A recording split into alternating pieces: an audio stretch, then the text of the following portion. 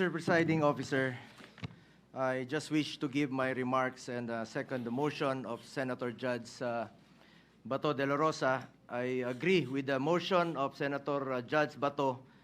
Ang gusto nating kalabasan ng paglilitis na ito ay hustisya, hindi politika. Mararating lang natin ito kung masasagot ang mga katanungang na hindi nabibigyan ng linaw hanggang ngayon. Kung kaya't sana naman pag-aralan natin ito ng mabuti. Tama na hindi dapat ito patagalin, pero hindi rin dapat ito madaliin. At the very least, pag-aralan natin ito ng mabuti. Baka naman maaari natin itong ibalik o i-remand muna natin. Tama naman po ang accountability. Huwag lang pong politikahin. May tamang proseso ang impeachment. Dapat pag-aralan natin ito ng mabuti. Under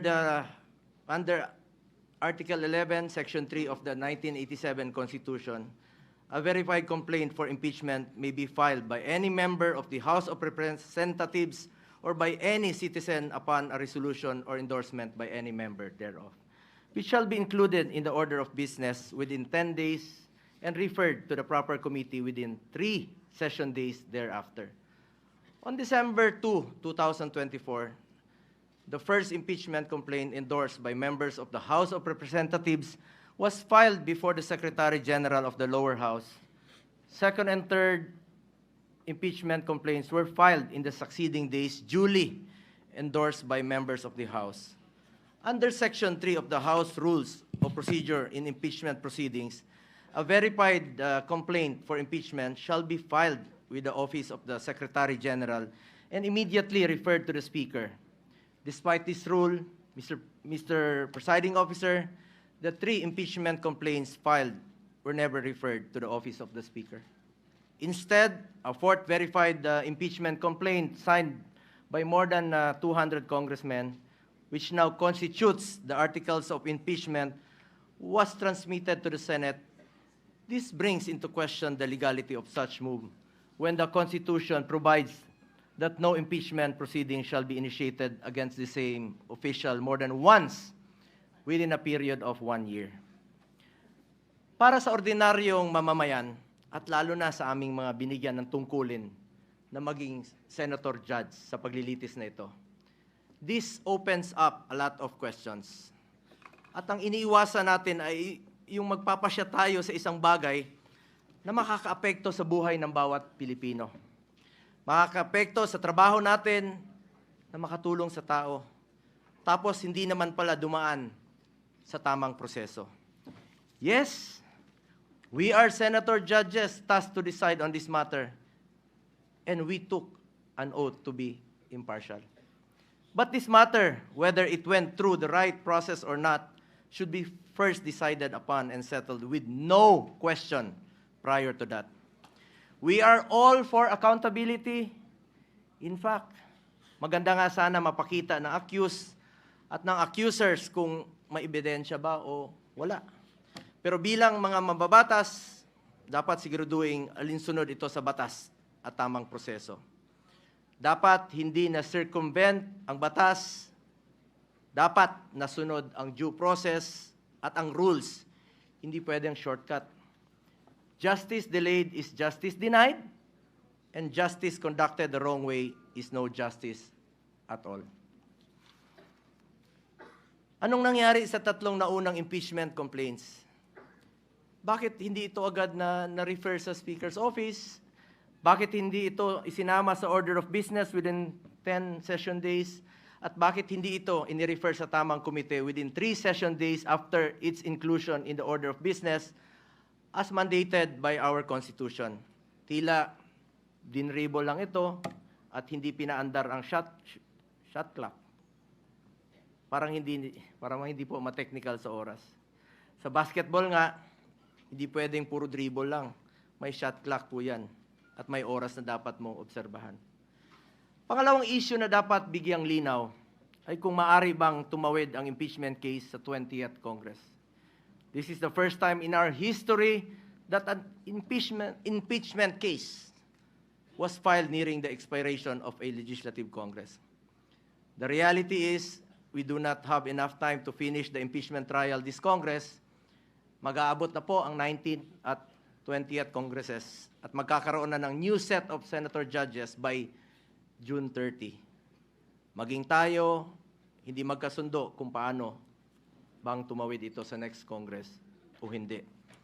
Mr. Presiding Officer, ilan lang po ito sa katanungan na legality na hindi pa nasasagot.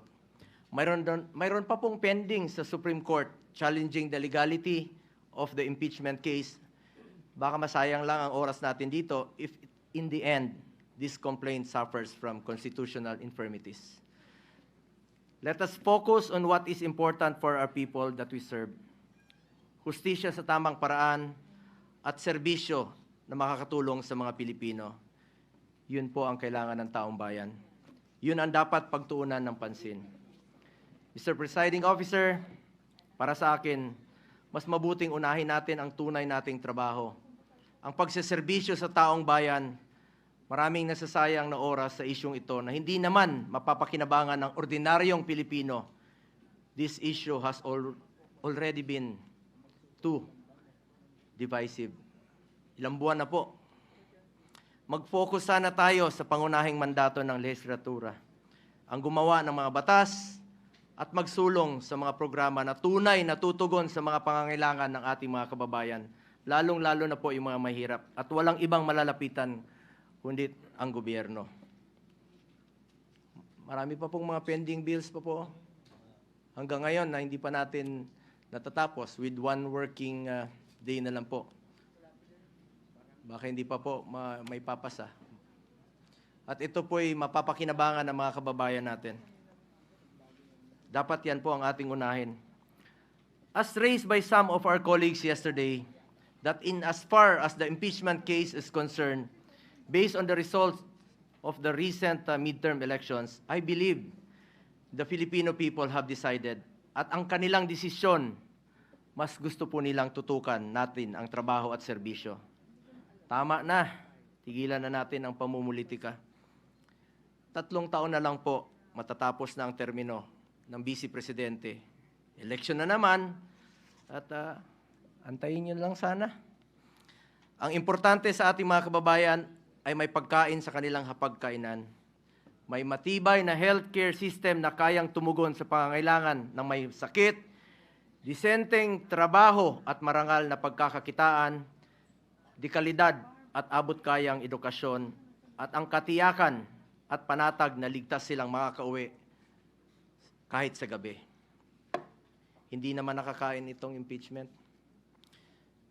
Sana pwede ninyong ikonsidera at the very least, bago tayo maglitis dito, siguraduhin muna natin na nasa tama na prosesong tinahak natin dito. At the very least nga, sabi ko, marahil pwedeng ibalik o i-remand muna na ito sa pinagmulan sa House of Representatives dahil marami pang ang katanungan ang legally hindi nasasagot. Mas mabuting siguraduhin natin na sumunod sa proseso ang anumang kaso na ating diringgin para hindi masayang ang ating oras. Sang-ayon po ako na hindi natin ito dapat patagalin. Kahit si Vice President Sara Duterte gusto naman harapin ang kaso, ngunit wala ring dapat may gusto na madaliin po ito. Paano kung magsimula na tayo ngayon at magdesisyon ang Supreme Court na unconstitutional ang ginawang procedure ng House of Representatives? Paano kung sabihin nila na hindi pwedeng tumawid sa 20th Congress? Ano ang magiging aksyon natin? This puts us in a possible conflict with the decision of the Supreme Court. We must be prudent about this matter. Mr. Presiding Officer, I just want to reiterate, hindi ko po tinatalikuran ang aking sinumpaang mandato. Tungkulin ko yan as Senator Judge, kahit araw-araw tayong maglitis dito, but we would also be remiss of our duty kung hindi natin siguraduhin na dumaan ito sa tamang prosesong nakasaad sa ating konstitusyon.